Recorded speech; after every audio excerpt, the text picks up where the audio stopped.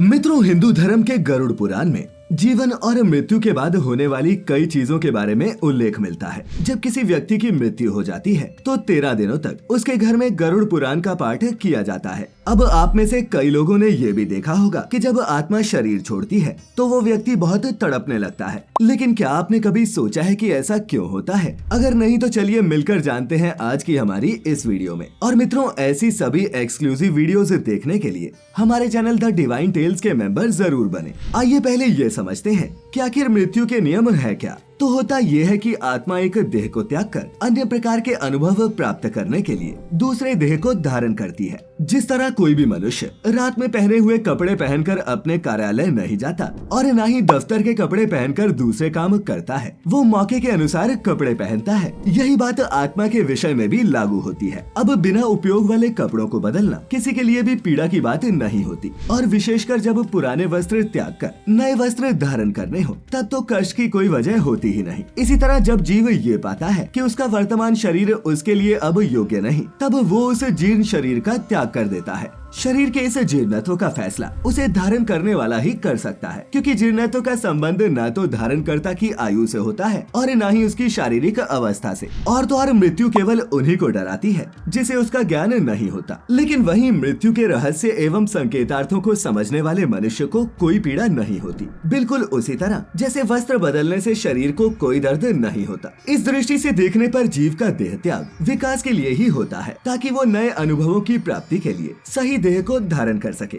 इसमें कोई कष्ट नहीं। ये विकास और बदलाव जीव के लिए है, न कि चैतन्य स्वरूप आत्मा के लिए। आत्मा हमेशा परिपूर्ण है और उसे विकास की जरूरत नहीं। मित्रों, जब मृत्यु होती है तब भयानक कष्ट होता है, और मृत्यु अचानक नहीं होती। ये 6 महीने पहले से ही तैयारी करती है, और जब ये आती है तो शरीर में हवा का दाब बहुत ज्यादा होता है। उसी पल हमारे मन में भयंकर दर्द और पीड़ा होती है, और भले ही ये किसी को दिखे या नहीं, उस भयंकर दर्द में मस्तिष्क की सभी स्मृतियाँ एक साथ दिखाई देने लगती हैं और समाप्त भी होती जाती हैं। सभी स्मृतियाँ समाप्त होने के चलते अगले जन्म में मनुष्य के पास पिछले जन्म की कोई याद नहीं रहती, और जिनकी स्मृति पूरी तरह से खत्म नहीं होती उन्हें अगले जन्म में अपने पिछले जन्म का भी याद रहता है। वही मित्रों, जिस समय व्यक्ति की मृत्यु होने वाली होती है वो बोलने का प्रयास तो करता है लेकिन बोल नहीं पाता। बढ़ती उम्र के साथ व्यक्ति के बोलने सुनने आदि की शक्ति नष्ट होती जाती है। फिर मृत्यु के समय शरीर से अंगूठे के बराबर जीवात्मा निकलती है, जिसे यमदूत पकड़कर यमलोक ले जाते हैं। गरुड़ पुराण में बताया गया है कि यमराज के दूत आत्मा को यमलोक तक ले जाते हैं और उसे डराते धमकाते हैं, उसे नर्क में मिलने वाले महान दुखों के बारे में बताते हैं। यमदूतों की ऐसी बातें सुनकर आत्मा चीख पुकार करने लगती है। वही मित्रों, बता दें कि गरुड़ पुराण के अनुसार मरते समय आत्मा शरीर के 9 द्वारों में से किसी एक से शरीर छोड़ती है। ये 9 द्वार दोनों आँख, दोनों कान, दोनों नासिका, मुंह और फिर उत्सर्जन भाग होते हैं। अब जिस मनुष्य की आत्मा उत्सर्जन भाग से निकलती है, मरते समय वो मल मूत्र त्याग देते हैं, और इस तरह से प्राण का त्यागना उचित नहीं माना जाता। इस महापुराण में श्री हरि नारायण गरुड़ को बताते हैं कि जो लोग मोह माया में फंसे होते हैं, जिनके भीतर जीने की इच्छा बहुत ज्यादा होती है और घर वालों की तरफ ज्यादा ही मोह होता है, ऐसे लोगों की मृत्यु करीब आने पर उनकी आंखें काम करना बंद कर देती हैं, कानों से सुनाई देना बंद हो जाता है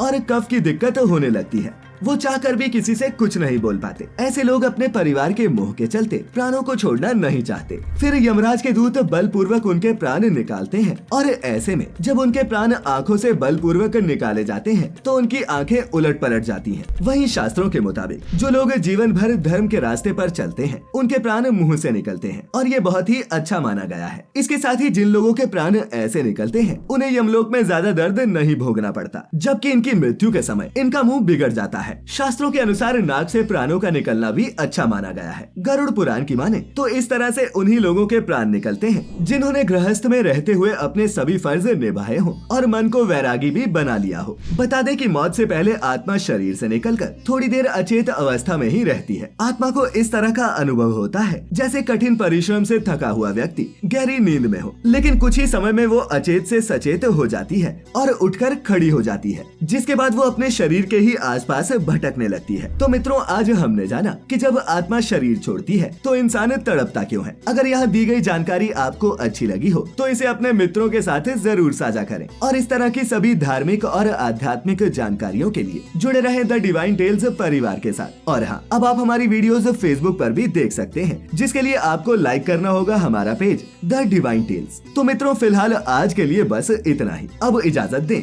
आपका बहुत बहुत शुक्रिया।